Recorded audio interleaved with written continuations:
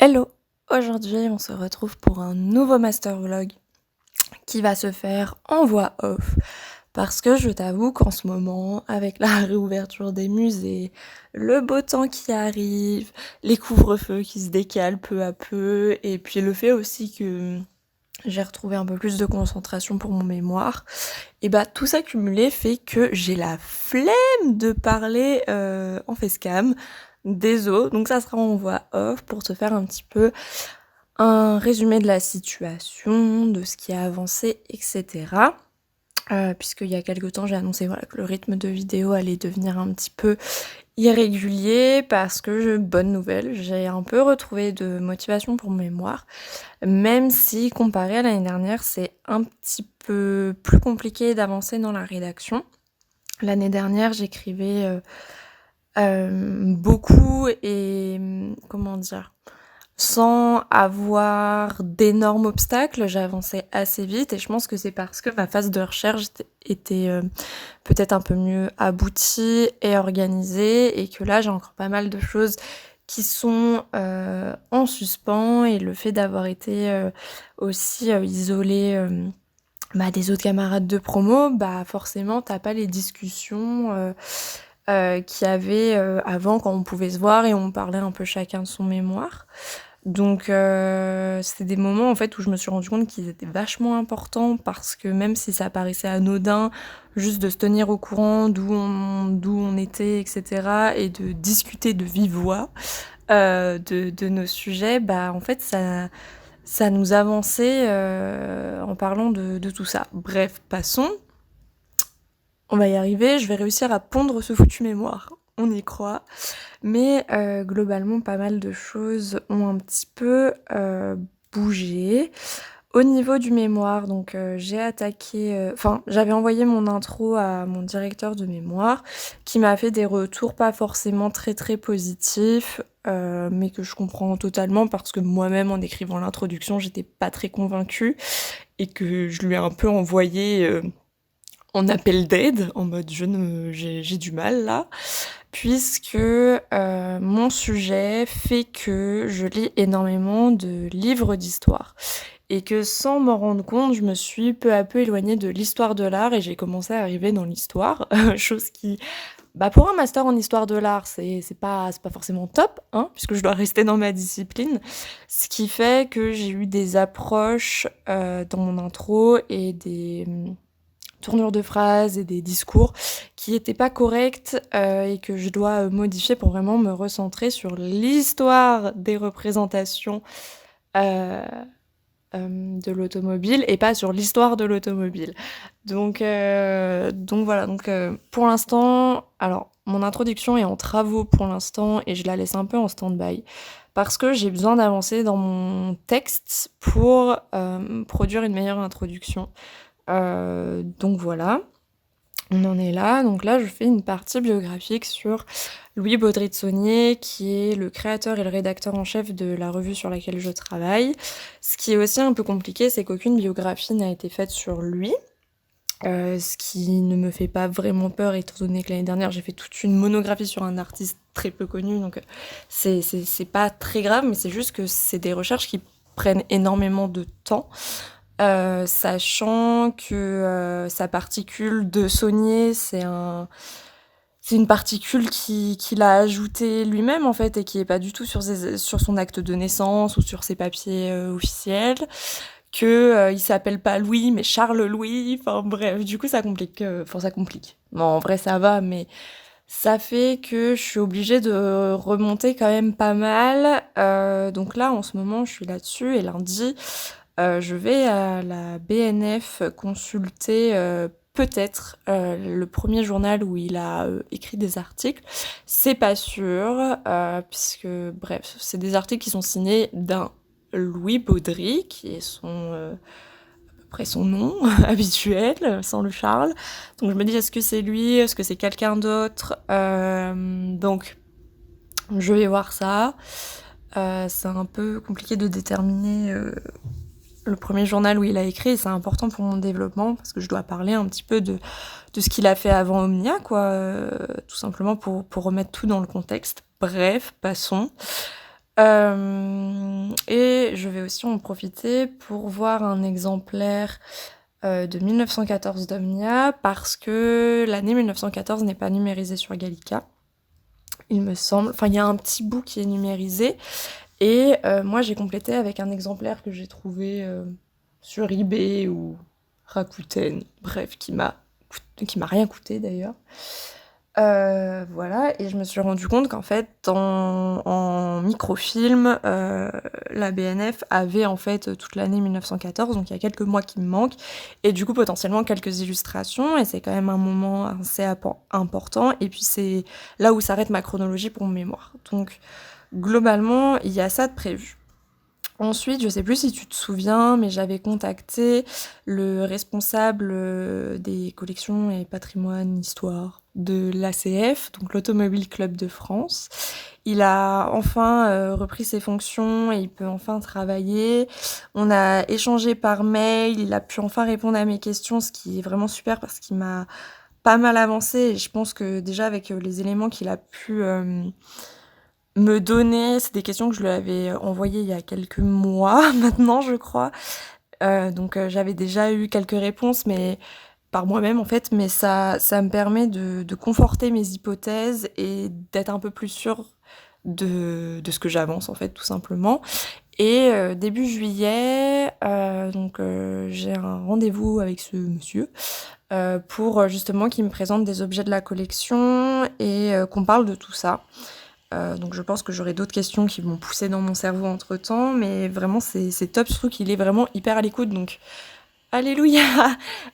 Surtout que, je te le rappelle, je ne m'y connais absolument pas en automobile. Moi mon domaine c'est juste l'histoire de l'art. Voilà, un peu l'illustration avec l'année dernière, et voilà. Mais du coup, bref, on a eu des échanges très intéressants, et ça avance, les choses se débloquent enfin, et ça fait vraiment du bien. Sinon, bonne nouvelle, je passe beaucoup de temps. En vrai, ça va, j'arrive à gérer mémoire et passer du temps en musée. Et du coup, je fais pas mal d'expos en ce moment. Je t'avoue que je crois que j'ai pas énormément de plans pour YouTube, et que j'ai surtout fait des plans pour TikTok, qui est aussi ma nouvelle passion du moment. Voilà, on apprend à gérer TikTok en même temps. Bref, c'est mon nouveau loisir. Écoute, donc si ça t'intéresse, j'ai fait quelques TikTok sur des expos et des lieux que je visite. Passons.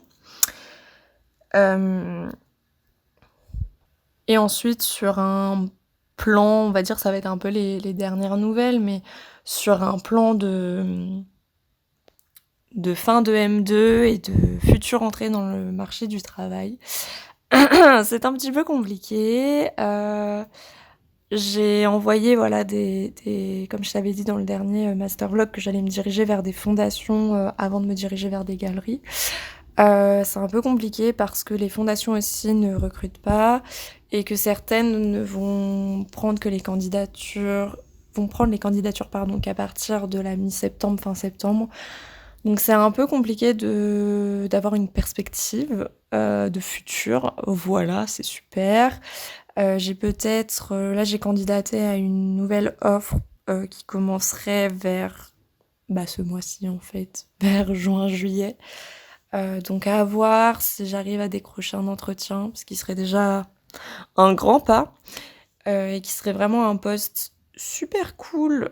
Vraiment, je serais plus que motivée de le faire.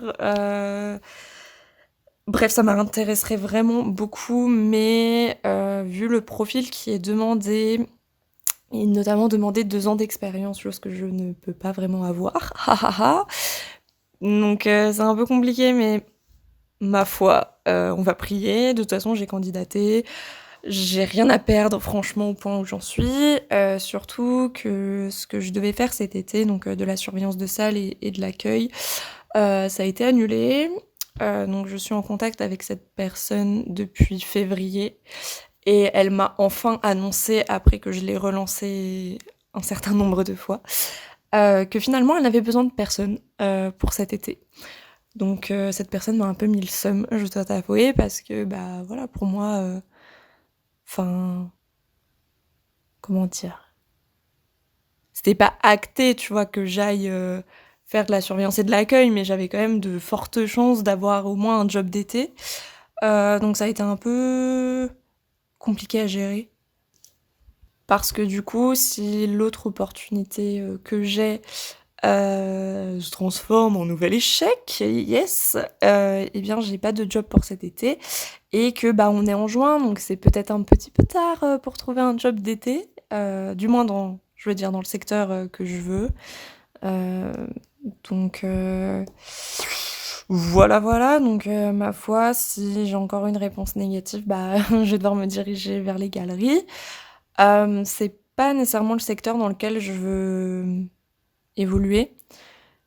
Mais j'ai surtout besoin de travailler en fait, et je pense que dans tous les cas, ça sera qu'une expérience enrichissante dans tous les cas et que je vais apprendre plein de choses. Donc voilà, je me rassure en pensant ça, sachant que j'ai quelques galeries qui m'intéresseraient en tête et qui pourraient être pas mal avec ce que j'ai envie de faire, etc. Mais c'est vrai que c'est très frustrant. Même si je peux comprendre que bah forcément en fait quand tu sors de la fac et que tu te lances sur le marché du travail, forcément c'est facile pour personne, évidemment, surtout que bah, t'as pas forcément énormément d'expérience professionnelle, donc du coup les employeurs sont pas forcément très ok pour t'embaucher. Donc ils ont pas forcément les budgets, ils ont pas forcément les places, etc. etc. Donc voilà, mais bon, je reste motivée. De toute façon, j'ai pas le choix. J'ai l'impression dans ce milieu, je crois que je l'avais déjà dit. Donc on va voir. Je t'avoue que je prie de toutes mes forces pour cette dernière opportunité qui serait en fait pour moi un job de rêve. Hein. Clairement, ça serait vraiment le goal de goal. Donc on verra bien.